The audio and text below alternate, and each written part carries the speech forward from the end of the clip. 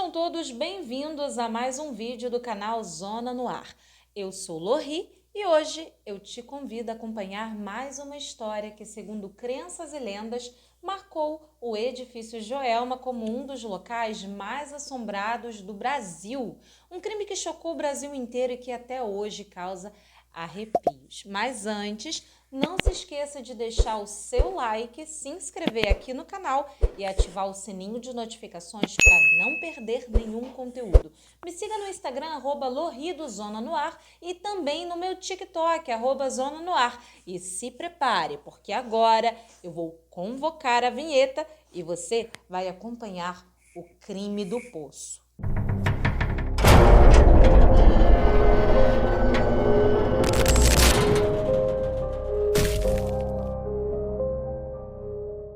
Este material reúne relatos baseados em diferentes fontes da internet, jornais e registros históricos. Aborda temas como tragédias, violência e experiências sobrenaturais que podem ser sensíveis para algumas pessoas. Não é recomendado para menores ou quem esteja emocionalmente vulnerável. Nosso objetivo não é o sensacionalismo, mas sim preservar a memória dos fatos, incentivar a reflexão e alertar sobre os perigos reais enfrentados pela sociedade. Oi, gente, peço desculpas aí pelo som dos meus pets, que hoje eles estão com tudo. Tem uma aqui no meu colo, olha só. Isso aqui é a Luna. Oi, Luna! Na rua Santo Antônio, número 104, em São Paulo, quase na esquina da rua 9 de Julho, no centro, vivia uma típica família de classe média paulistana da década de 40. Paulo Ferreira de Camargo, um jovem de 26 anos de idade, químico e professor assistente de química na USP, morava com a mãe, Benedita, de 56 anos, e duas irmãs, Maria Antonieta, de 23, e Cordélia, de 19. O pai, falecido quando Paulo ainda era adolescente, havia deixado uma herança que sustentava a família, mas com o tempo os recursos foram se esgotando. Então, a mãe Benedita, ela era uma mãe rígida, preocupada com a honra da família, tinha saúde muito frágil, havia criado os filhos em um lar de disciplina, de cobrança, impondo a Paulo a responsabilidade de sustentar a família como o homem da casa. Maria tinha problemas de saúde, não podia andar e tinha epilepsia, segundo fontes. Já Cordélia cursava filosofia, trabalhava como datilógrafa, mas o que ela ganhava sustentava apenas os seus caprichos, né? Era para comprar roupa, sapato, essas coisas. Visto que, na época, o trabalho feminino não era considerado meio de renda naqueles tempos. Então, tudo dependia do filho Paulo. Mas, segundo algumas pesquisas, ela estaria sofrendo de esquizofrenia e tomando remédios. Embora não exista um diagnóstico que provasse tal condição ou um documento que comprovasse essa informação, mas esse tratamento também seria pago por Paulo, já que ele que tinha o maior salário. Então, Paulo dobrou turnos, deu aulas particulares e cobriu outros amigos professores para conseguir ganhar mais. E por fim, Paulo foi descrito pelos vizinhos como um homem discreto, um homem reservado, respeitável e trabalhador, que era uma família comum, com um comportamento nada fora do normal para a época. Nos anos 40, as famílias costumavam ter um perfil patriarcal, conservador, as mulheres cuidavam dos afazeres domésticos e o homem era ali o provedor da casa, né? Era visto como o principal provedor. Mas a vida pacata da família ficou abalada quando Paulo assume o seu relacionamento com uma mulher que conheceu em seu vínculo social, chamada Isaltina dos Amários. Isaltina era uma ex-balconista que atuava como assistente de enfermagem. Ela não atendia às expectativas da família, pois não era mais uma mulher virgem. Então, naquela época, uma mulher solteira não ser virgem era visto como uma desonra para a família, um ato imoral. E o relacionamento dos dois foi totalmente desaprovado. Logo, ela não era bem-vinda à casa e o romance passou a acontecer às escondidas. Paulo não tinha muitos amigos, mas passou a se afastar ainda mais. Então, ele já havia se afastado drasticamente de seu círculo social e tinha pouca ou quase nenhuma interação direta com a sua própria família, que estava ali totalmente estremecida por conta da doença de Maria Antonieta e da possibilidade dele envergonhar a todos os familiares devido à relação que mantinha com uma mulher vista como imoral. Na faculdade, chegou a ser repreendido pelos reitores após ter sido reportado efetuando disparos com um revólver enquanto estava sozinho em um laboratório. Quando questionado sobre a situação, Paulo alegou que se tratava de um experimento científico para avaliar os efeitos dos atritos de materiais e elementos químicos que compõem a pólvora.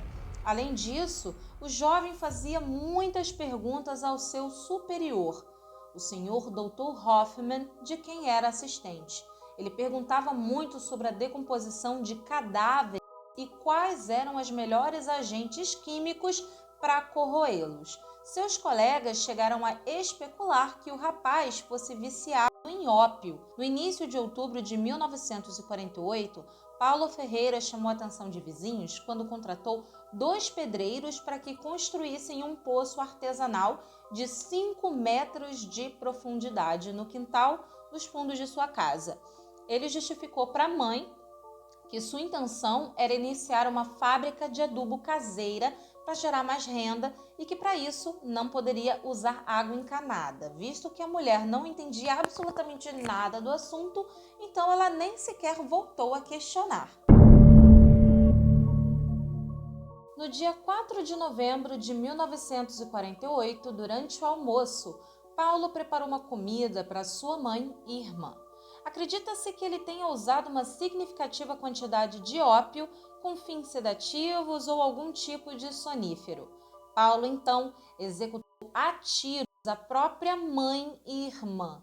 Benedita foi atingida nas costas e Maria Antonieta recebeu 3 tiros, inclusive na nuca. Ele as encapuzou e depois lançou os cadáveres para dentro do poço recém-construído em seu jardim. Pouco tempo depois, aguardando Cordélia chegar em casa do trabalho, ele também tira sua vida com um tiro nas costas e outro na cabeça, selando assim a boca do poço. No dia seguinte, Paulo comunicou casualmente aos seus colegas de trabalho e a alguns vizinhos que a família faria uma viagem a passeio ao Paraná. Por cerca de 2 semanas, ninguém o viu em canto nenhum, e quando ele voltou, sempre que perguntavam pela família, ele informava que haviam sofrido um grave acidente de carro na viagem e que apenas ele havia sobrevivido. Estranho, não? E não foi só isso que ficou extremamente esquisito, gente. Ele não dava muitos detalhes sobre o acidente, nem sobre o funeral, e não parecia demonstrar emoções sobre uma perda tão fatal de pessoas tão próximas. Aos poucos foi ficando claro que havia algo de errado, de que a família de Paulo havia simplesmente desaparecido e o comportamento dele passou a ser visto como algo suspeito. Um vizinho desconfiou do poço e resolveu chamar a polícia. Por fim, na tarde do dia 23 de novembro de 1948, os policiais se dirigiram à residência da família Camargo para interrogar Paulo sobre o suposto acidente que teria dizimado seus familiares.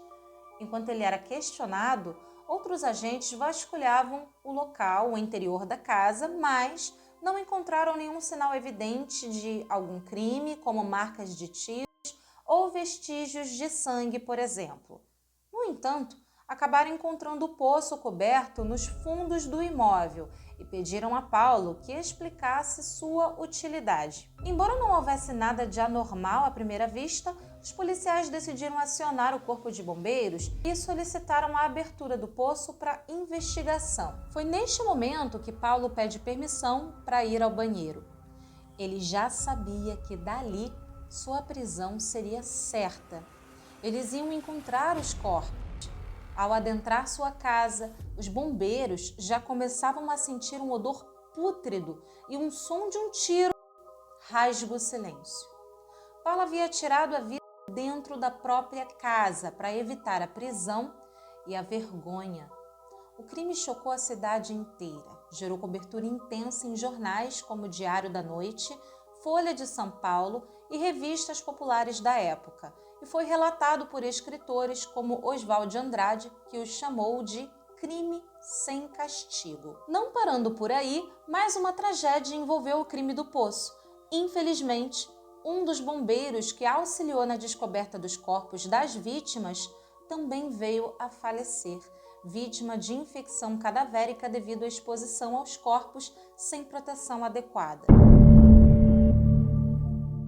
As investigações não chegaram a concluir a motivação do crime, mas acredita-se em duas hipóteses.